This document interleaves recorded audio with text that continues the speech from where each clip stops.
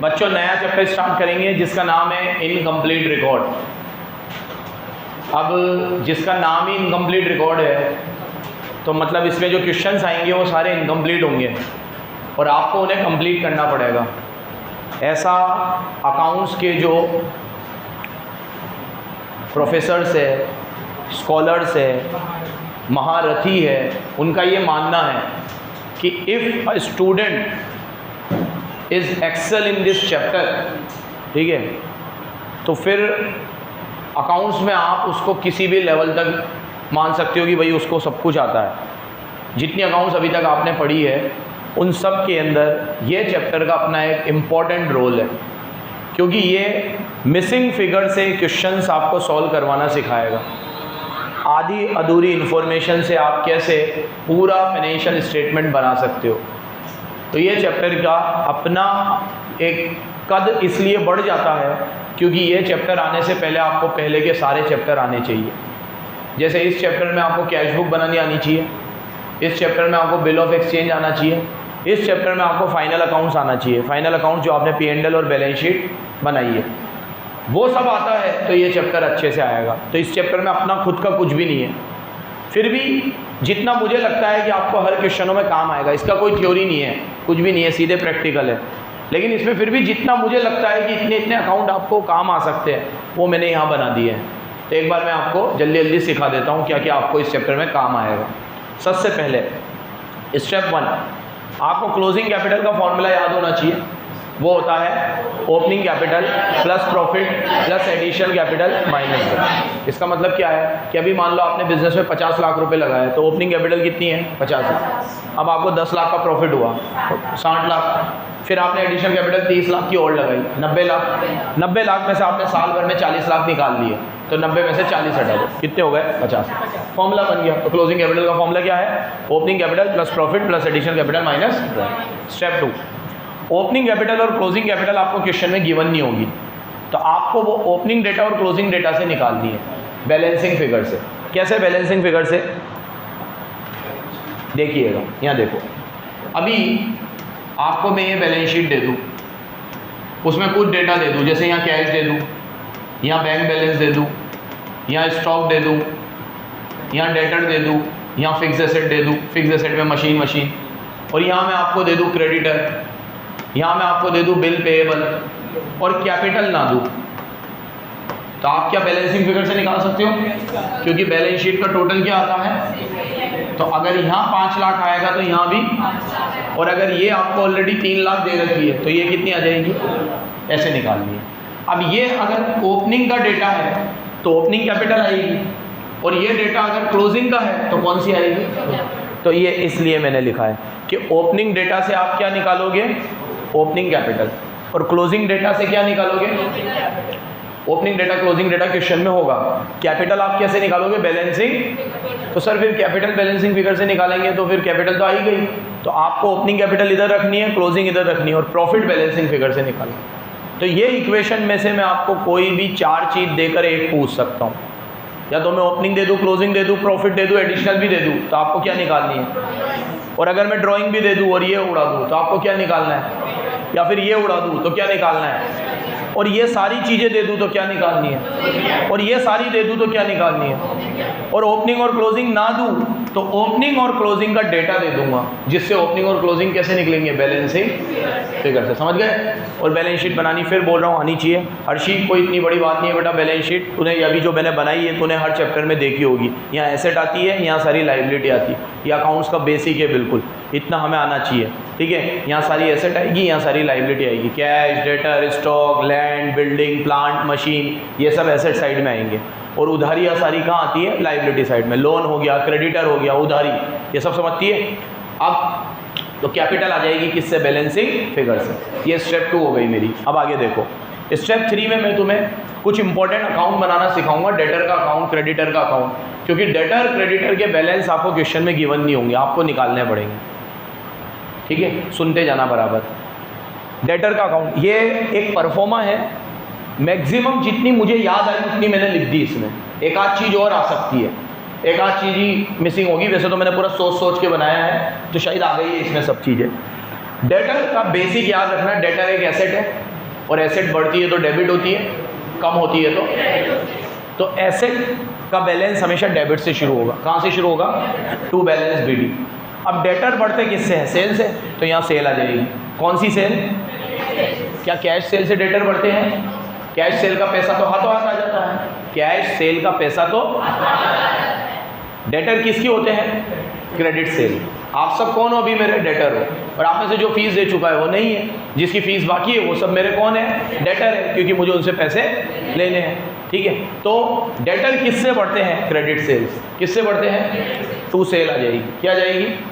उसके बाद डेटर कम कैसे होते हैं? या तो डेटर पैसे चुका देगा बाय बैंक, या मैं डेटर को डिस्काउंट दे दूंगा, डिस्काउंट अलाउड, या डेटर मुझे सेल रिटर्न कर देगा। सेल रिटर्न मतलब माल वापस देके चला जाएगा, तो डेटर कम हो जाएंगे।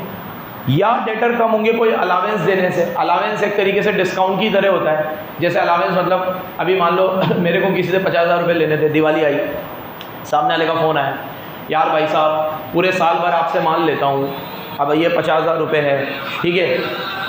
तो अब क्या होता है बच्चों, अब मेरे को 50,000 रुपये लेने थे, तो सामने वाले ने कहा, सुनो इधर, सामने वाले ने कहा यार हर बार आपसे माल लेते हैं, दिवाली का टाइम है, थोड़ा कुछ अलावेंस तो दो यार, कुछ बोनस वोनस दो, कुछ दो। तो मैंने कहा लो चलो 10,000 रुपये कम दे देना, बस दिवाली है, खुश करो। तो मेरे डेटर 50 से कितने हो गए? इसे अलावेंस बोलते हैं। तो अलावेंस भी एक तरीके से डिस्काउंट ही होता है, बस ये नाम अलग है। आपको तो ये याद रखना है, अलावेंस देने से, डिस्काउंट देने से, कोई भी चीज़ देने से डेटर क्या होते हैं? और डेटर कम होंगे तो कहाँ आएंगे? बढ़ेंगे तो कहाँ आएंगे? बढ़ेंगे तो कहाँ आएंगे? कम होंगे तो कहाँ आएंगे? ये अलावेंस आगे। BR होता है बिल रिसीवेबल। क्या होता है? बिल रिसीवेबल का मतलब होता है, अभी जैसे सपोज करो कि मुझे उर्विका से 50,000 रुपये लेने थे, आपने अभी पढ़ा बिल ऑफ एक्सचेंज में, उर्विका ने मुझे एक बिल लिख के दे दिया, सर मैं आपको 3 महीने बाद 50,000 रुपये दे दूँगी, 3 महीने बाद। तो आज मेरे डेटर कम हो गए और एक तरफ मेरा बिल बढ़ गया, बिल रिसीवेबल बढ़ गया, और डेटर क्या हो गए? कम हो गए। तो यहाँ आ जाएगा बाय बिल्स रिसीवेबल। क्या आ जाएगा? ये मैक्सिमम चीज़ें जिससे डेटर कम हो सकते हैं मैंने सब लिख दिया। कैसे कैसे डेटर कम होंगे? हाँ, बेड डेब्स, एक मैंने कहा ना, एक आध कुछ रह जाए, बेड डेब्स से भी डेटर कम होते, तो यहाँ आ जाएगा बाय बेड डेब्स। क्या आएगा?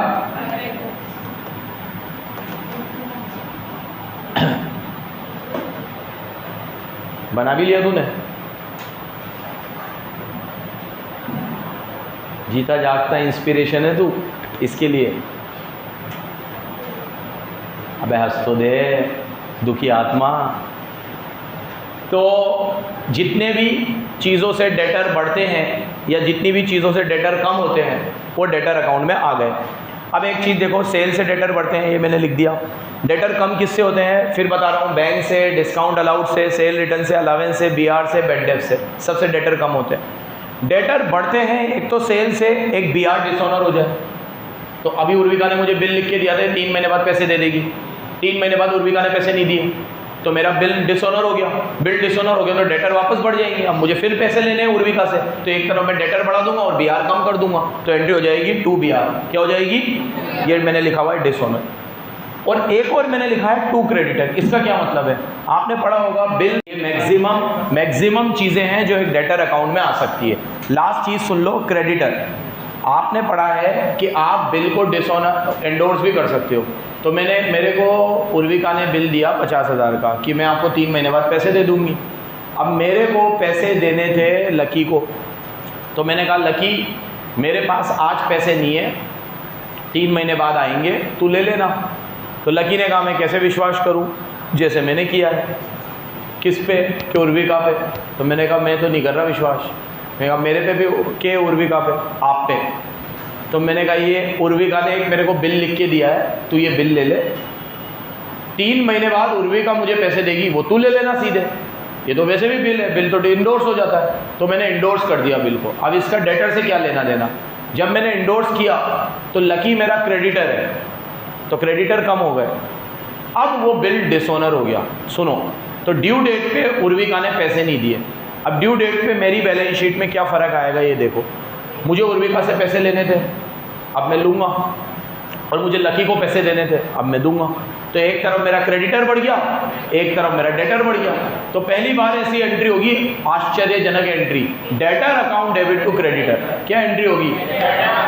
तो डेटर में टू क्रेडिटर लिखूंगा, क्या लिखूंगा? और क्रेडिटर में बाय डेटर लिखूंगा। क्रेडिटर में क्या लिखूंगा?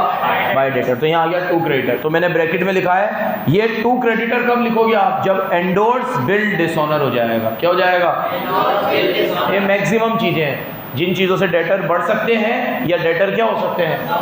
डेटर बढ़ सकते हैं या डेटर कम हो सकते हैं। आगे आते हैं स्टेप 4। स्टेप 1 में मैंने तुम्हें बताया ओपनिंग कैपिटल क्लोजिंग कैपिटल बना लो। फिर मैंने कहा ओपनिंग कैपिटल ओपनिंग डेटा से बनेगी, क्लोजिंग कैपिटल क्लोजिंग डेटा से बनेगी, प्रॉफिट वगैरह बैलेंसिंग फिगर से आएगा। फिर मैंने स्टेप 3 में कहा डेटर का अकाउंट बना लो। अब स्टेप 4 में मैं कह रहा हूँ क्रेडिटर का अकाउंट बना लो। किसका अकाउंट बना लो? क्रेडिटर का अकाउंट कैसे बनेगा? क्रेडिटर एसेट होती है कि लायबिलिटी होती है? क्योंकि हमें किसी को पैसे देने हैं और डेटर में हमें किसी से पैसे। तो क्रेडिटर का ओपनिंग बैलेंस यहाँ आएगा, बाय बैलेंस बीडी। यहाँ आएगा opening balance by balance BD क्योंकि क्रेडिटर का बैलेंस, बच्चे नहीं हो तुम, याद होगा तुम्हें, क्रेडिटर का बैलेंस लायबिलिटी से शुरू होगा। लायबिलिटी है, लायबिलिटी का बैलेंस क्रेडिट से शुरू होगा। कहाँ से शुरू होगा? एसेट का बैलेंस डेबिट से शुरू होता है। कहाँ से शुरू होता है? डेबिट से। अब ये क्रेडिट से शुरू होगा, बाय बैलेंस। अब क्रेडिटर किससे बढ़ते हैं? परचेज से, तो बाय परचेज। और कम किससे होते हैं? जैसे वहाँ लिखी थी डेटर कम हो रहे थे तो क्रेडिट में आ रहे थे, क्रेडिटर कम हो रहे हैं तो डेबिट में आएंगे। क्रेडिटर किससे कम होते हैं? टू बैंक, या तो पेमेंट कर दी, या उनको बिल पेएबल दे दिया, या उन्होंने हमें डिस्काउंट दे दिया, या वो परचेज हमारे मुंह पे फेंक के चले गए, या उन्होंने हमें अलाउंस दे दिया, परचेज रिटर्न। ये सब चीज़ों से क्रेडिटर क्या होंगे? कम होंगे। ये अकाउंट तुमने पहले भी बनाए होंगे लेकिन इतने बड़े नहीं बने होंगे। इसमें जैसे परचेज अकाउंट बनाते हैं तो उसमें परचेज में ज़्यादा क्या आती है? परचेज आती है, परचेज रिटर्न आती है, वो हमें पेमेंट देके चला गया बस। बाकी इसमें बीआर बीपी सबके एडजस्टमेंट साथ में काम आएंगे, पहले ही बोल दिया मैंने। ये चैप्टर 3-4 चैप्टर जो आपने पहले पढ़े हैं उन सबका मिक्सअप है। तो इनकम्प्लीट रिकॉर्ड है, हमें नहीं पता होगा कि क्वेश्चन में क्या इनकम्प्लीट है, हमें उसे क्या करना पड़ेगा? कंप्लीट करना पड़ेगा। ठीक है, हम जब आर्टिकलशिप में गए थे ना, आर्टिकलशिप में, तो हमारे जो सर थे उन्होंने हमसे पूछा कि इनकम्प्लीट रिकॉर्ड आता है तुम्हें? तो हमारे टाइम पे ये चैप्टर 11th में आता था और उसके बाद इंटर में आता था, लेकिन 11th में तो कोई टीचर पढ़ाता नहीं था, तो इंटर में हम इसको ढंग से पढ़ते थे। तो बोला हाँ सर आता है। तो वो हमसे इनकम्प्लीट रिकॉर्ड के 5-5 क्वेश्चन सॉल्व कराते थे, आर्टिकलशिप हमें दे देते थे, हाँ कि सॉल्व करो इनकम्प्लीट रिकॉर्ड। फिर हमें समझ में आया वो क्यों करा रहे हैं ऐसा। तो ये चैप्टर करने से हमारी, मैंने अभी जो स्टार्टिंग में बोला, अकाउंट्स मजबूत होती है। हमें हर चीज़ सोचना आता है कि ये चीज़ इधर से, ये चीज़ इधर से। इसके बुक के क्वेश्चन तो बहुत लल्लू है, उतने लेवल के नहीं है, मतलब सिंपल ही है सारे। मैंने जो शीट बनाई है वो सॉल्व करना, कोशिश करना। वो शीट में मैंने, जब मैं इंटर में देता था वो शीट तो बहुत बड़ी थी, लेकिन मैंने फाउंडेशन के हिसाब से उसे छोटी कर दी है। तो बहुत कम क्वेश्चन दिए, उतने नहीं दिए जितने मैं इंटर में देता था। उतने आते भी नहीं हैं आपको, फाउंडेशन के लेवल के हिसाब से कम ही आते हैं। लेकिन आप उस शीट को पूरा सॉल्व करने की कोशिश करना वो शीट मेरी मदद के बिना सॉल्व हो, क्योंकि आंसर तो आपको पता ही होगा। आंसर कब? अभी मैंने दे दिया, बैलेंस शीट 7 लाख आ रही है, तो ये सारे अकाउंट बनाने के बाद आप जब बैलेंस शीट बनाओगे तो कितना आना चाहिए? 7। तो आंसर तो लिखा हुआ होगा उसमें। अब आपको देखना है क्या गलती आप कर रहे हो, उसके सॉल्यूशन भी है मेरे पास, जो शीट दी है उसके पूरे सॉल्यूशन है मेरे पास। ठीक है, तो नहीं आएगा तो आप लोग आराम से चेक कर सकते हो कहाँ गलती करी है।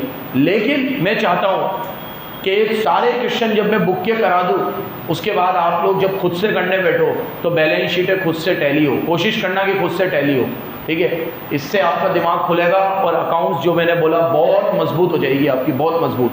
ठीक है, चलो। तो क्रेडिटर किस किस चीज़ से कम होते हैं? बैंक से कम होते हैं। आपने पेमेंट दे दी, क्रेडिटर कम हो गए। बिल दे दिया, क्रेडिटर कम हो गए। डिस्काउंट रिसीव, क्रेडिटर कम। Purchase return. अब क्रेडिटर बढ़ते किससे हैं? एक तो परचेज करने से बढ़ते हैं, एक बिल पेएबल डिसऑनर हो जाए। जैसे वहाँ बीआर डिसऑनर होता था, यहाँ क्या डिसऑनर होगा? Bill payable. जैसे मुझे लकी को 50,000 रुपये देने हैं तो मैंने लकी को क्या दे दिया? एक बिल दे दिया। तो लकी के लिए वो हो गया बिल रिसीवेबल और मेरे लिए हो गया बिल पेएबल, मुझे पे करना है। अब 3 महीने बाद मैंने लकी को पैसे देने से मना कर दिया, तो ये बिल पेएबल है। अब ये बिल पेएबल डिसऑनर हो गया। क्या हो गया? तो क्रेडिटर वापस बढ़ जाएंगे। तो क्रेडिटर में लिखूंगा बाय बीपी। क्या लिखूंगा? ये क्रेडिटर वापस से बढ़ गए। क्या हो गए क्रेडिटर? और ये कि बाय डेटर, बाय डेटर कौन सा है ये, एंडोर्स बिल डिसऑनर हो जाए, क्या हो जाए, वहां लिखा था मैंने टू क्रेडिटर, यहां लिखूंगा बाय डेटर। तो जैसे अगर आपने कोई बिल इंडोर्स किया है और इंडोर्स होने के बाद वो डिसऑनर हो गया, तो अब आपको डेटर से पैसे लेने हैं और क्रेडिटर को पैसे देने हैं। तो एक तरफ आपके डेटर भी बढ़ जाएंगे और दूसरी तरफ आपके क्रेडिटर भी। ये सबसे बेहतरीन एंट्री है, ये पूरी अकाउंट्स में कभी भी देखने को नहीं मिलेगी है। हर बार आपने यही सुना होगा, डेटर और क्रेडिटर एक साथ नहीं आते, क्योंकि डेटर जिनसे पैसे लेने हैं और क्रेडिटर जिनको पैसे, तो जिससे पैसे लेने भी है देने भी है, ये कैसे हो सकता है। तो डेटर और क्रेडिटर एक एंट्री में एक ही बार आते हैं बस। कब, जब एंडोर्स बिल डिसऑनर हो जाए। कब, क्या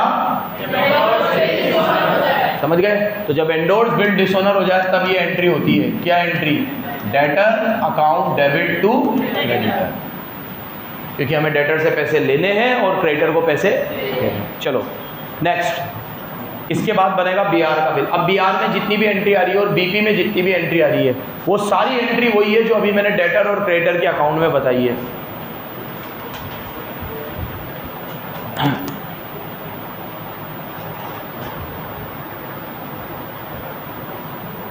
इसमें सारी एंट्री वही है बीआर और बीपी में, जो अभी मैंने किस में बताई है आप लोगों को, डेटर और बीआर के अकाउंट में। रिवर्स एंट्री चलेगी, जल्दी जल्दी देख लो। बीआर का भी पहले ओपनिंग बैलेंस आएगा, ओपनिंग बैलेंस, क्लोजिंग बैलेंस याद रखना। लायबिलिटी का बैलेंस क्रेडिट से शुरू होगा, डेबिट में खत्म होगा। एसेट का बैलेंस डेबिट से शुरू होगा, क्रेडिट में खत्म। तो यहाँ पे आएगा टू बैलेंस बीडी और यहाँ आएगा बाय बैलेंस सीडी। बीपी का भी देख लो, बीपी का आएगा बाय बैलेंस बीडी और यहाँ आएगा टू बैलेंस सीडी।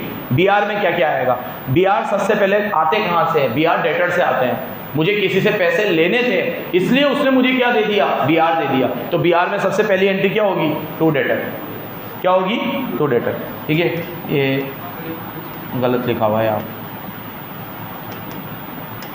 यहाँ आएगा सिर्फ टू डेटर। बीआर बढ़ गए और डेटर क्या हो गए, कम हो गए। तो BR account debit to debtor, क्या एंट्री बनी, BR account debit to debtor, ये यहाँ आ गए। अब बीआर कम किससे होंगे, बीआर कम होंगे जब सामने वाला पैसे चुका देगा, बाय डेटर, या सामने वाला पैसे नहीं चुकाएगा तो बाय डेटर। सामने वाला हमसे डिस्काउंटिंग चार्जेस लेगा, ठीक है, तो उससे भी हमारा बीआर क्या हो जाएगा, कम हो जाएगा, हमें देने पड़ेंगे मतलब। तो यहाँ आ जाएगा वो, ये तब होता है जब हम बैंक से डिस्काउंट कराते हैं। क्या कराते हैं, बैंक से डिस्काउंट कराते हैं। तो बैंक से डिस्काउंट कराते हैं तो डिस्काउंटिंग चार्जेस आते हैं। क्या आते हैं, और किस किस चीज़ों से बीआर कम हो जाता है, इंडोर्स करने से।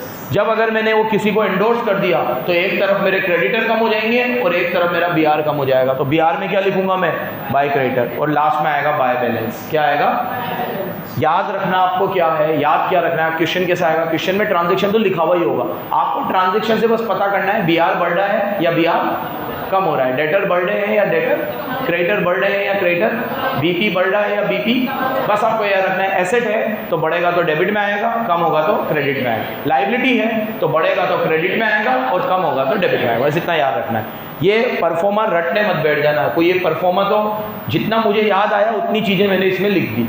99% एंट्रीज इसमें हैं, लेकिन ये याद करने के बाद आपको तो क्वेश्चन देख के पता करना है कि इसमें से कितनी काम आएगी और कितनी काम।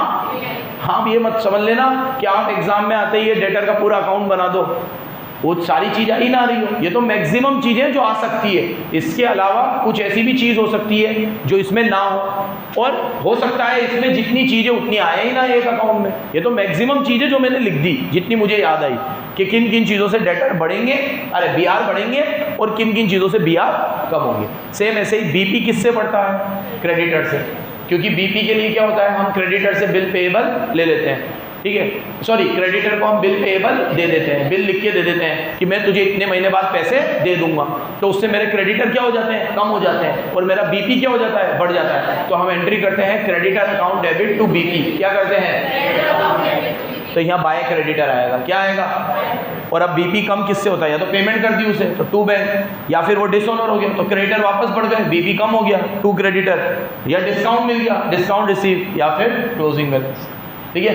तो ये opening balance, closing balance, opening balance, closing balance, opening balance, closing balance. बस उसके बाद याद क्या रखना है कि डेटर और बीआर एसेट है, एसेट बढ़ेगा तो डेबिट, कम होगा तो क्रेडिट। क्रेडिटर और बीपी लायबिलिटी है, लायबिलिटी बढ़ेगा तो क्रेडिट और कम होगा तो डेबिट। अब जब क्वेश्चन करने बैठो, अभी जब अपन करेंगे कल से, तो हम लोग पहले एंट्री ही सोचेंगे।